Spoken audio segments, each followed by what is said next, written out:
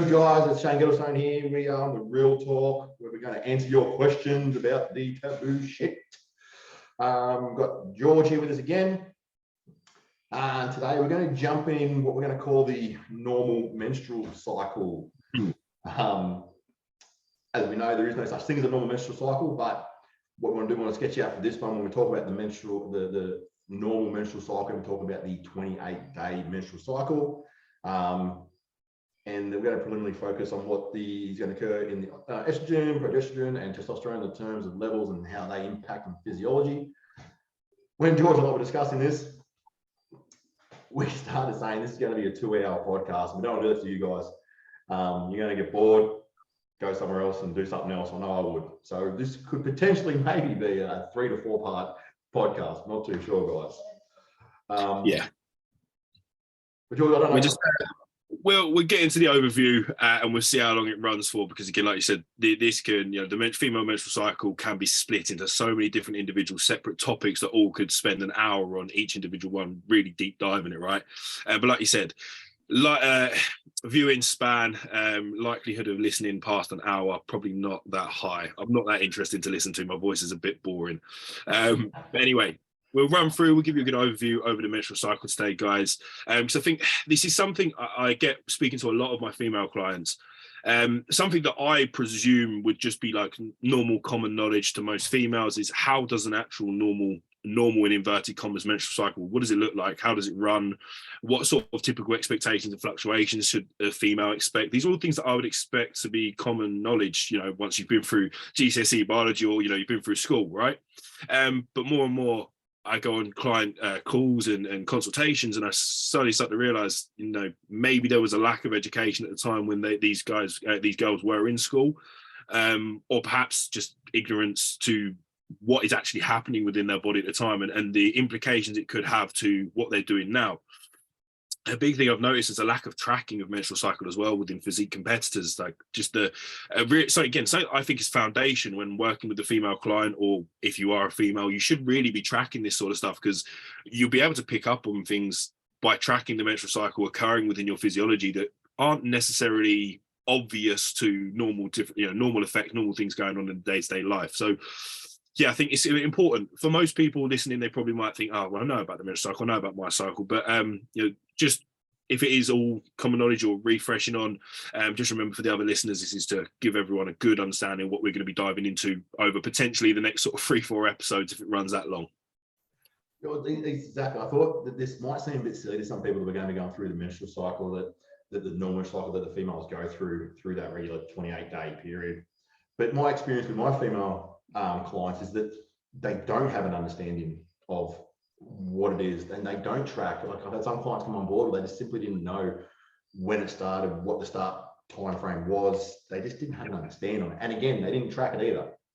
And I know, growing up, going to school, I'm a 1983 baby, so coming into the early 90s, you're having those educationals at school, and yes, they were cringy and everyone carrying on when we were young and dumb, but the information was provided back then to them. Some of those females already started their menstruation and started going through their cycles, but the education they were getting was very limited on what it was, how it affects you. So I don't think, again, like before, I think the education hasn't been there previously, and there are a lot of females out there that don't have an understanding. 100%. Yeah, 100%. So yeah, the typical 28-day cycle, we keep referring to the 28-day cycle because when you're going through school, when you're learning about these sort of things, they will always refer to it as 28 days. Now, in reality, there is no normal, and again, apology for listeners who are not watching, but inverted commas normal menstrual cycle. Typically, we can say there's a variation of somewhere around 24 to 32 days-ish for a typical cycle that can fluctuate. So any female can have a different menstrual cycle from one cycle to the next. This is another big thing to drive home. Like, not all menstrual cycles are the same, even in the same individuals. So there's a lot of variances. There's a lot of changes to the different phases, different durations, time, etc. And there's a lot of external variables or factors that can play around and manipulate what will happen to that duration of time. So it's important to understand when we're saying, like Shane said originally when we started the podcast, we'll refer to it as 28 days, but understand there is variance to that. So just because you're not bang on 28 days on a cycle doesn't mean there's a problem. There is actually quite a large degree of variance in between that normal cycle duration. The variance days is anywhere between that 24 days up to the 34 days, I think it is from memory. So, and like you said, one female from 1 month, she could have a 25-day cycle. That next month could be a 30-day cycle. Yeah, 100%. And then when it comes, which we'll get into another episode, which is we're trying to track it from a training perspective and nutrition perspective. It's a whole another kettle of fish trying to implement those protocols. Yeah, 100%, man, 100%. I mean, and the reason why you're tracking is that over the macro cycle, you can kind of piece together for this individual or for yourself, if you're the person tracking, you can piece together what does a typical full menstrual cycle look for you. And you can take this over a macro cycle over the course of 12 months, 16 months, 2 years, and really start to map out, hey, look, these are my fluctuations over this time frame. Now I've got a bit more of a good understanding of what my menstrual cycle look, or the client's menstrual cycle looks like to them or for themselves. Again, just about understanding, having all the knowledge and the data there to really understand how your body moves and changes over the time, but you need to track long term for that. Yeah, well, we'll go on to the overview. So the menstruation cycle, the primary purpose of the menstruation cycle is to prepare the potential of pregnancy, and most hormonal changes, their effects are aimed at this goal. Yes. All right, so when the menstruation cycle will function normally, you know what that's called? Urea. There you go. All right, so that's when we're saying that's a normal menstrual cycle. The day one of cycle, now this is why I'm bringing this one up. What is day one of the cycle? Because I've had this with female clients, they didn't know what day one was. And that's the onset of the menstruation. Yes. Spot on. So i.e. her period. That's when the bleeding occurs and the uterine lining is being expelled. That's a quick basic overview of the menstrual cycle. So yeah, the menstrual cycle itself, you can break it up into two big phases. So you've got the follicular phase and the luteal phase. Now, technically speaking, these phases themselves can then be broken down into trisections of early, mid, and late in both of those two phases. But again, for purpose of the overview, to be a little bit more easy to take in and condense the time frame a little bit, we can split into two main parts. So early follicular phase, late follicular phase, early luteal and late luteal. And there's a lot of interesting things happening hormonally across each of those phases, each of them bisections across that. So typically when we're thinking about the follicular phase, so at the start of the menstrual cycle, when menses occurs, like you said, when the uterine lining starts to bleed, that is menses. That is when essentially, we're reshedding that lining, we're going through that process again, ready to restart. So once we come out of the menses phase, estrogen is starting to rise up. We're starting to get estrogen take over as the dominant hormone. This is very interesting for a couple of different reasons that relate back to physique development and are quite important for us to understand that in this higher estrogenic environment in the early and late follicular phase, what's occurring there is you're getting estrogen as that dominant hormone, which is driving larger degrees of insulin sensitivity, so a better ability to partition nutrients, i.e. specifically carbohydrates, which might be interesting to nutrition around this time. Might be something to think for the back burner later on for conversation about potentially being more insulin sensitive in that state. It also leads into a larger degree of muscle tissue hypertrophy, skeletal hypertrophy, because we know that estrogen is extremely important for hypertrophy and a fantastic hormone for that process. It's also good for strength and performance adaptations. So, driving through this first follicular phase, the main dominant thing going on here is estrogen is rising. Now, why is it rising? Estrogen is slowly on the way up to its peak towards the late follicular phase and midway point of the cycle, because at that point, something called FSH, follicle stimulating hormone, which I'm not going to dive into too deeply, interacts alongside the high estrogenic environment to stimulate the ovum, right? So a follicle is produced, it's turned into an ovum, into an egg, which is then produced to obviously be fertilized for the goal of pregnancy, right? So the whole point of this first bit of the follicular phase, obviously relying back to the follicular stimulating hormone, follicle stimulating hormone, FSH, the follicular phase is all about the generation and process of that ovum and that egg being produced, ready to be fertilized by a sperm cell. So as we then cross from that point into the luteal phase, it's all about, again, getting the body primed to restart that process again, right? So we go through a change in fluctuation in hormone where estrogen starts to drop off ever so slightly. Progesterone that's kind of been stabilized and kind of slowly doing some things in the background now starts to increase and take over as the dominant hormone. Over the course of that time, progesterone and estrogen will flip-flop at some point between the early to late luteal, where progesterone becomes the dominant hormone completely. And what you'll see at that point is typically when PMS sits in and we start to see those pre-menstruation side effects, cramping, fluid retention changes.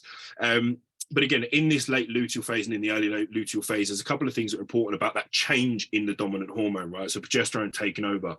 And it's kind of almost the opposite to what we see in the follicular phase, where insulin sensitivity drops, the ability to store fats increases, specifically through the lower body, around the hips, around the lower leg, upper thighs, etc. Metabolic rate increases, so is increased, and we see hunger increase alongside that. So there's a lot, again, almost imagine it flip-flopping in terms of physiological adaptation, right? We're seeing quite a large degree of positives in this early follicular phase and quite a lot of negatives in this late luteal phase for physique development purposes, right? It's creating an maybe not such as favorable environment for the things we're trying to do as athletes. I think on there too, so two more things on that is, so when we come into the late part of the follicular phase, you will also see an increase in body temperature as well. While that might be minute, being from 0.2 to about 0.4 degrees, that's also on the back end of the potential for the metabolic rate increase as well. And you said about the estrogen being the primary hormone in the early and late phase, where it actually drops off the late phase, the luteal phase. But testosterone is also increasing. So from the early start of the luteal phase, testosterone is starting to come up as well. But again, at the late end of the luteal phase, start dropping off again, where that PMS is starting to kick in. Yeah. And testosterone is an interesting one. Okay, there's around about the time of ovulation where the ovum produce, there's a big peak in testosterone, right? So when that happens, you've got estrogen high, FSH in high production, and then testosterone peaking.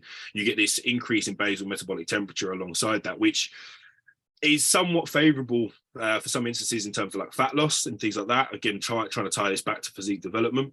But ultimately, yeah, testosterone, again, the third hormone in main consideration here, is doing its own thing in the background there. And there are certain points where testosterone is going to be slightly higher than at other times in the cycle. And again, that could be somewhat relevant to what you're doing within training, nutrition, etc.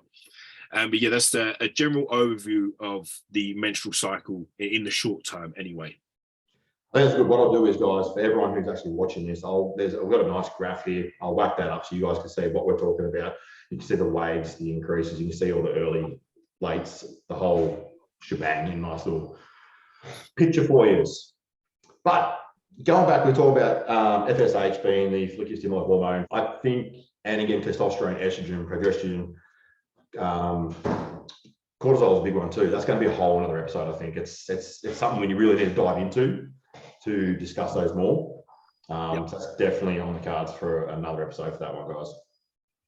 Yeah, 100%, man. I think there's a few other things we can discuss within this phase of the cycle, within each phase of the cycle, and that's that can be again related back to what we're trying to do as physique development chasing people, someone who's trying to improve their physique. There's a lot of different environments that change and fluctuate around this. So let's just think about check-in shots. Let's think about when you're perceiving how your body looks. What happens with fluid across each of these phases through the cycle? So you obviously in the follicular phase, you've got estrogen being quite dominant, quite high. It's quite likely to see fluid retention drop off and be quite lowered in that first early phase. And then when we come into the late follicular phase and we start to see ovulation take place, it's quite normal to see that increase again. So jump up and see like fluid be held around that point, drop off again into the early luteal, and then increase at its highest point for PMS symptoms in that late luteal, right? So there's a lot of fluctuations in look that are happening across this phase and across this time. So psychologically, for a female just typically looking at themselves on a week-to-week basis, there's already, if we kept everything baseline stable in their setup, there's already going to be hormonal modifications and changes that are going to fluctuate how their look is perceived across that time frame, right? So for people that are unaware of how the menstrual cycle works and how these typical fluctuations are happening, you can quite easily mistake that for, oh, what's going on? She's holding a bit more fluid here this week, or is there anything going on here? It leads questions to be answered if you don't understand why these things are causing fluid retention to change, why hunger's all of a sudden spiking right rapidly towards that luteal phase. and why things are changing within their look. So it's very important to understand what is happening at each point of this, each phase, and why the effects are happening and what you can do or what you can take from that piece of information, which most of the time when we're talking about the menstrual cycle is just observational, right? And there's this ideal world and there's this ideal time where we can take every single piece of information from this menstrual cycle and we can use it to be like a perfect coach, right? We can coach this individual absolutely to the letter, to the nines, because we know that in theory, at this point of the early follicular phase, right, their carbohydrate intake could be quite high because of that insulin sensitivity increase. We know that fat storage is lowered around this time, right? Perfect. Let's increase food around this time. Let's take use of this optimal environment to push training as hard as we can, to push food in as quick as we can, make use of that, quite high metabolic rate, so sort of semi to high in that late back end phase, and then move into that late luteal phase. Okay, right, let's do the opposite now. We understand that things are going to go in the reverse. Now, when the insulin sensitivity is going to drop off, we know that the fuel at rest that they're going to conserve and use is fats instead of carbohydrates. There's a lot more fluid retention, strength and performance is going to decrease because progesterone is increased in that environment. Okay, let's change training, let's change nutrition, let's change all the setup here. In an ideal world where we could track a female perfectly every single day and know exactly what hormonal environment they were in, this would be perfect, because you could literally know exactly what to do every single day with food, nutrition that's perfect to that individual, so they will always make a good, consistent linear progress. But in the real world, and where we live and where we are as coaches and where we are within science anyway, we don't have any tool available to us bar the general consensus of tracking menstrual cycle. We can't get enough detail out of what's happening in these hormones for the general population on a day-to-day basis to be able to apply this methodology. And if we was to say, right, okay, well, we know that early follicular phases is this dominant environment, perhaps we could look at, like I said, increasing carbohydrates or changing training around that time. We also know, like we said at the beginning of the podcast, Shane, what female menstrual cycle is the same from one month to the next. So you're there planning around the menstrual cycle that's changing potentially within the same individual. So again, it becomes very, very hard for us to even try and apply this theory, which in theory is correct. Like that would be the most optimal way to coach a female. But with the lack of trackable data and ability to get this piece of information on a daily basis, it now becomes something that's null void and kind of hard to do.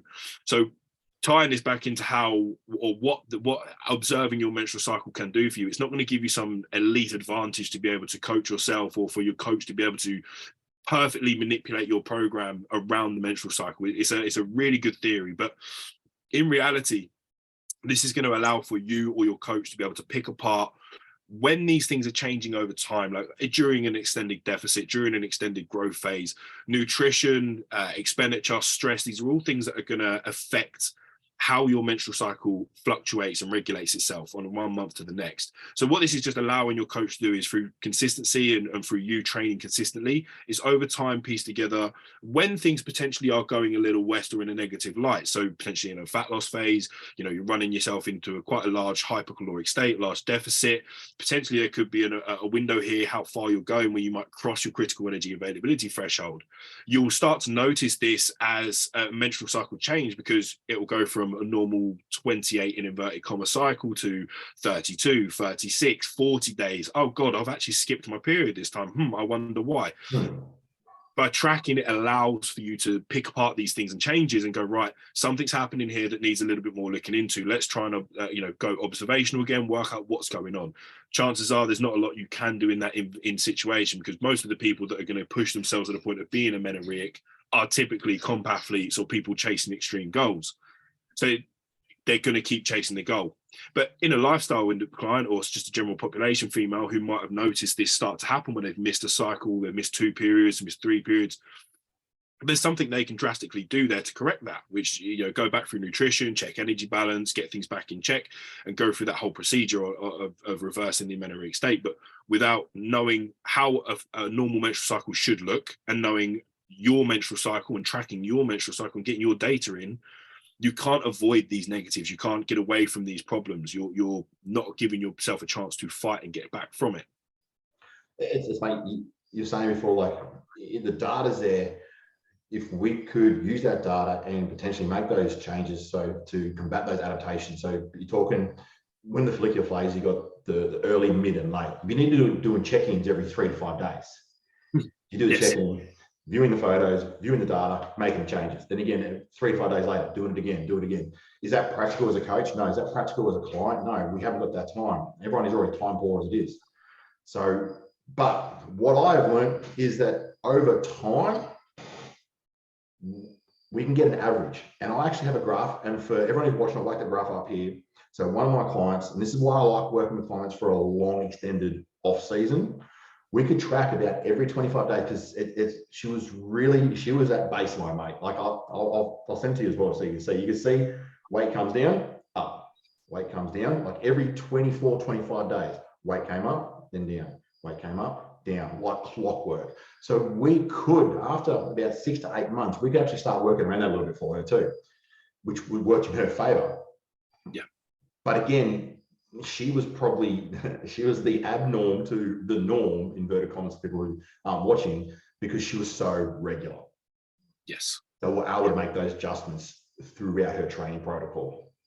Yeah. But in reality, like you said, you physically can't do it. But over a long period of time, we can get those averages. Then yes, we potentially can.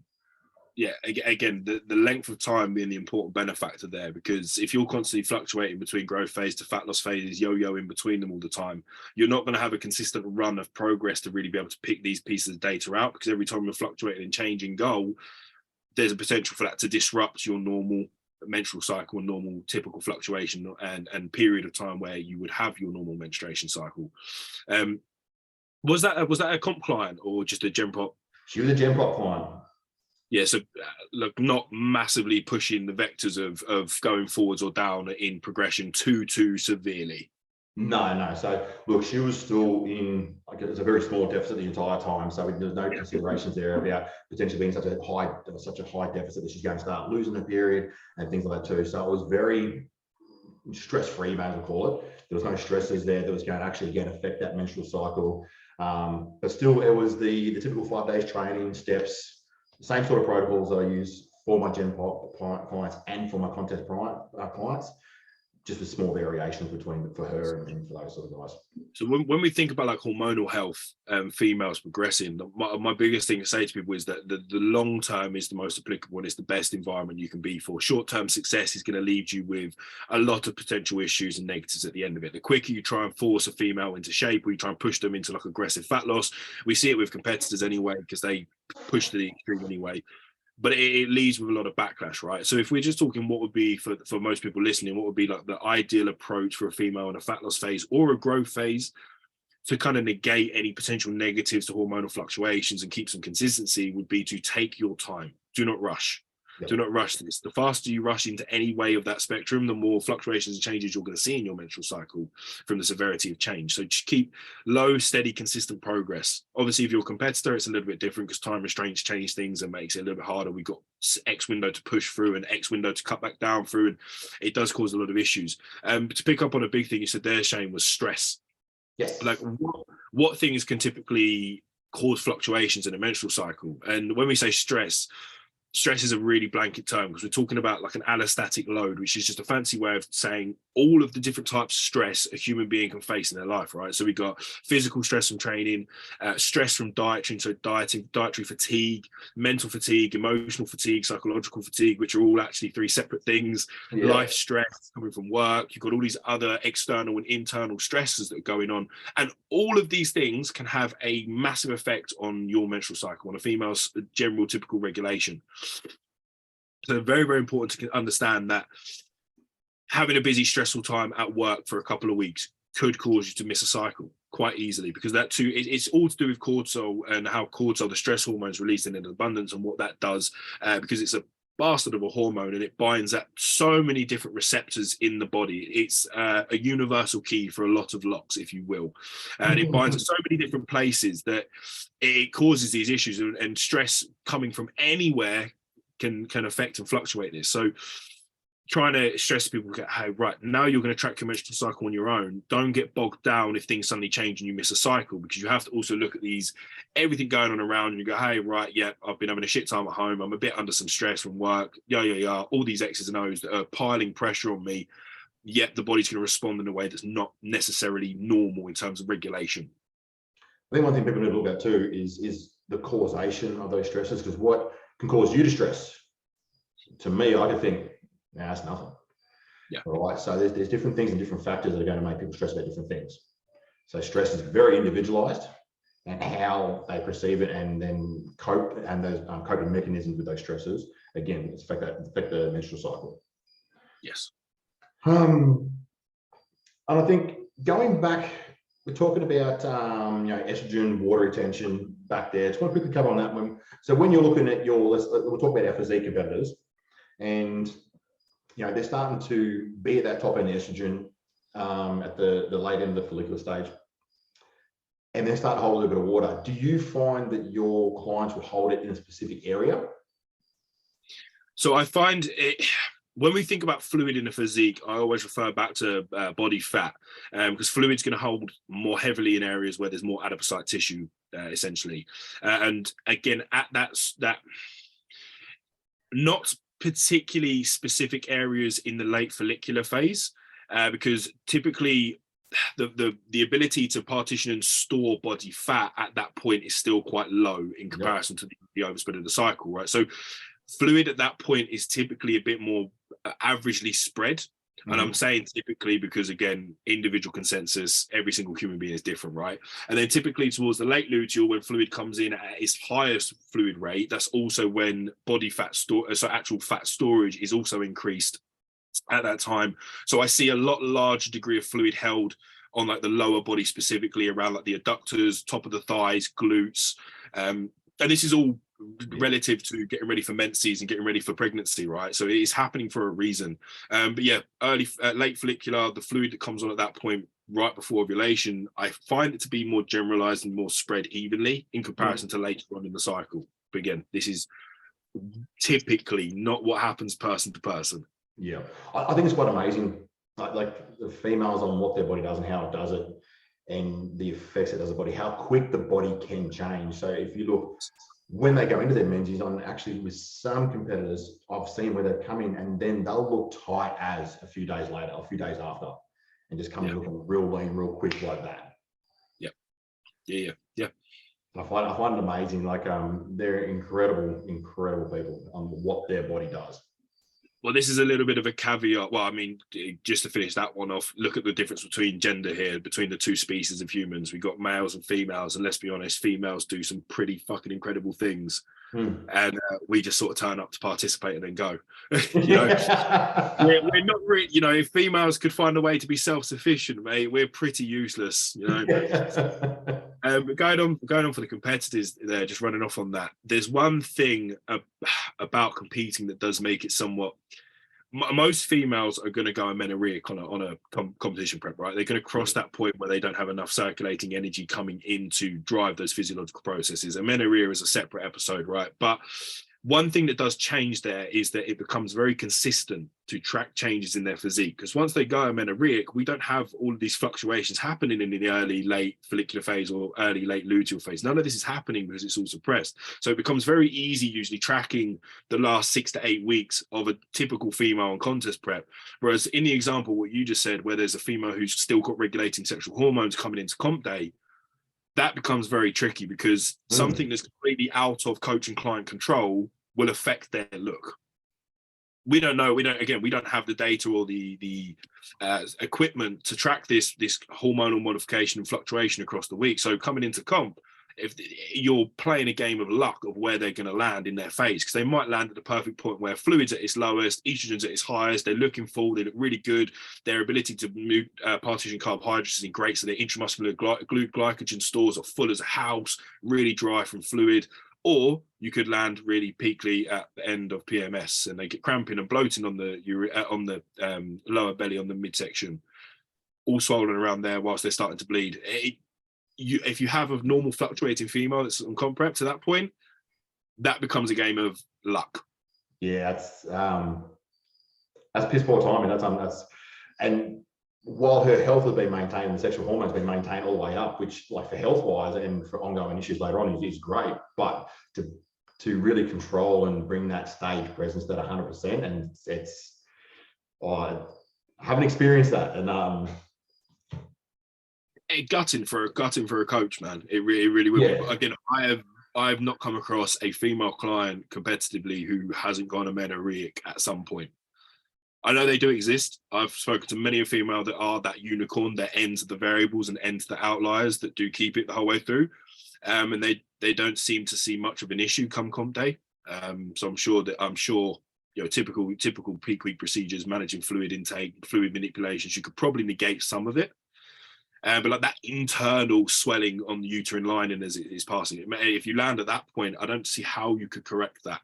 That's quite a clear, especially on a lean physique, on a shredded, peeled physique, that tiny bit of bloating on that lower abdomen where the uterus is, that would be clear as day on a shredded physique.